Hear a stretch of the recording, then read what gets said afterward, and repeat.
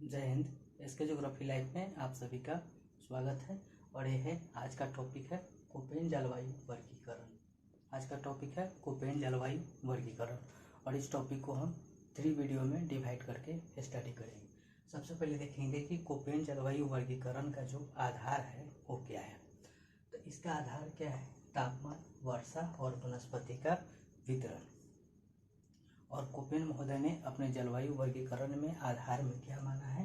तो अनुभविक पद्धति। सबसे पहले हम लोग देखेंगे कि जो जलवायु का जो वर्गीकरण का जो आधार है वो उसके 3 उपागम है। जलवायु वर्गीकरण के आधार के 3 उपागम है और 3 उपागम में कोपेन ने किसको अपना महत्वपूर्ण योगदान माना है।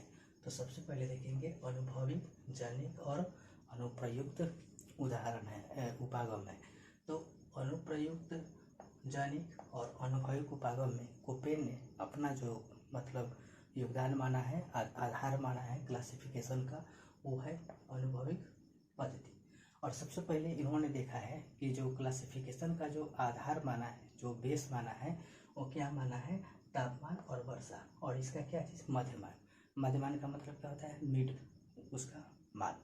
तो मिड मान माना है। उसके बाद में क्या माना है कि उसके मासिक मंथली जो है उसके डाटा को क्या किया है? उसका माध्य माना है। और उसके बाद उस डाटा के आधार पर इन्होंने जलवायु वर्गीकरण का आधार माना है। उसके बाद में देखेंगे फ्रांसीसी विज्ञान कैंडोल। सबसे पहले देखेंगे कैंडोल कौन था। तो कैंडोल एक फ्रांसीसी विद्वान था, भूगोलविद था, जिन्होंने वनस्पति, पूरे वर्ल्ड का वनस्पति वर्गीकरण को 5 भागों में बांटा।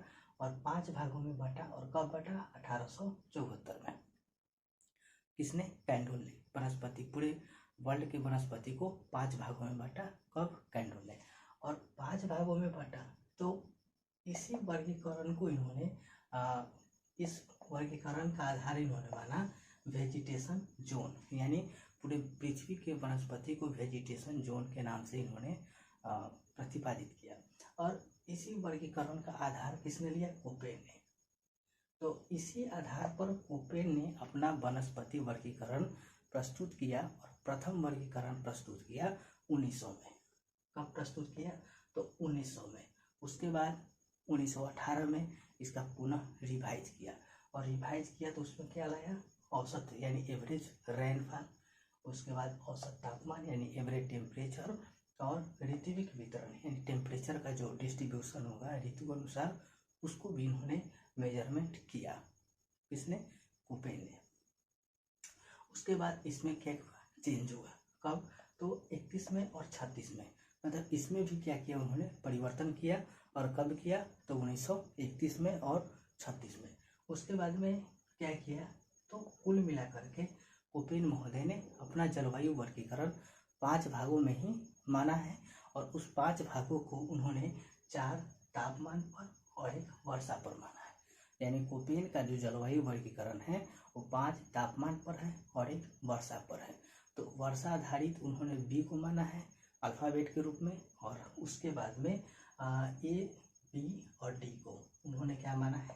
तापमान पर। तो कोपेन का जो जलवायु वर्गीकरण है वो क्या है कि ए, सी, डी और ई वो तापमान पर है और बी जो है वह वर्षा पर आधारित जलवायु वर्गीकरण है। अब उसके बाद देखेंगे ई, जो एवरेज टेम्परेचर है। सबसे पहले इन्होंने 5 प्रकार के जलवायु वर्गीकरण माना और इसमें जो 4 प्रकार है वह उप प्रकार है। 4 जो प्रकार है वह उप प्रकार है। तो इस 4 प्रकार का वर्णन हम आगे करेंगे। तो सबसे पहले 5 जो प्रकार है ए, सी, डी और ई, 5 जो प्रकार है उसमें सबसे पहले जो ए जो प्रकार है वह क्या है? वह विषुवतीय प्रकार है। जलवायु को उन्होंने विषुवतीय प्रकार के रूप में माना है, जो कर्क और मकर रेखाओं के बीच में है। ठीक है। तो इसका जो एवरेज टेम्परेचर होता है वो 18 से प्लस होता है। कहीं कहीं देता है कितना? तो 30 और 20 का मिड मान देता है। हाईएस्ट 30 और लोएस्ट 20 मानता है। कहीं कहीं देता है न्यूनतम 18 देता है। और इसमें क्या होता है कि जो वर्ष भर यानी पूरे ईयरली क्या होता है? टेम्परेचर क्या होता है? आर्द्र होता है और गर्म दशाएं होती, यानी कि जो मौसम होता है वो गर्म होता है। उसमें क्या होता है, कोई शुष्क ऋतु नहीं होगा। क्यों? क्योंकि वही इक्वेटर के पास का मतलब कंडीशन है, तो वहाँ तो शुष्क ऋतु होगा नहीं। उसके बाद में यह कहाँ पर पाया जाता है, तो ये प्रकार के क्लाइमेटिक कंडीशन कर्क और मकर रेखाओं के बीच में पाया जाता है। उसके बाद में इसमें क्या होगा, तो पूरे वर्ष का जो टेम्परेचर का जो डिफरेंस होगा वो न्यून यानी न के बराबर होगा, और वर्षा जो होगा सबसे ज़्यादा होगा। उसके बाद में सूर्य जो होगा, सन जो होगा, हमेशा वहाँ पे क्या रहेगा, स्ट्रेट रहेगा। ठीक है, सन वहाँ पे क्या रहेगा, स्ट्रेट रहेगा। अब उसके बाद इसको 3 प्रकार में बांटा है। जो ए प्रकार के जो क्लाइमेटिक कंडीशन है उसको कोपेन ने पुनः 3 उप प्रकार में डिवाइड किया है, और 3 उप प्रकार में डिवाइड करने के लिए उन्होंने एफ, एम, डब्ल्यू और एस प्रकार के जलवायु वर्गीकरण को मतलब आधार माना है। ठीक है, और एस, एफ, एम, डब्ल्यू और एस प्रकार का जलवायु वर्गीकरण वो क्या है, तो सबसे पहले एफ जो वर्ग है स्मॉल में है, तीनों स्मॉल में है, तो एफ क्या है, वर्ष भर क्या होगा, वर्षा होगा, और एवरेज टेम्परेचर, एवीटी का मतलब होता है एवरेज टेम्परेचर 18 से ज़्यादा होगा। और न्यूनतम वर्षा कितना होगा, तो 6 सेंटीमीटर। न्यूनतम वर्षा कितना होगा, 6 सेंटीमीटर। और यहाँ पे एक चीज़ देखा जाए तो यहाँ पे क्या होगा, न्यूनतम वर्षा 6 सेंटीमीटर होगा, और एम जो है वह क्या होगा, मानसूनी जलवायु होगा। एम क्या होगा, मानसूनी जलवायु होगा। और सबसे शुष्क मौसम में क्या होगा, 6 सेंटीमीटर वर्षा होगा। और शुष्क मौसम जो होगा वह लघु होगा, यानी ना के बराबर शुष्क मौसम होगा। इसमें तो एम प्रकार के क्लाइमेटिक कंडीशन में। और डब्ल्यू प्रकार का जो क्लाइमेटिक कंडीशन होगा वह क्या होगा, शुष्क और शीत ऋतु होगा। कैसा क्लाइमेटिक कंडीशन होगा, शुष्क होगा और शीत ऋतु होगा।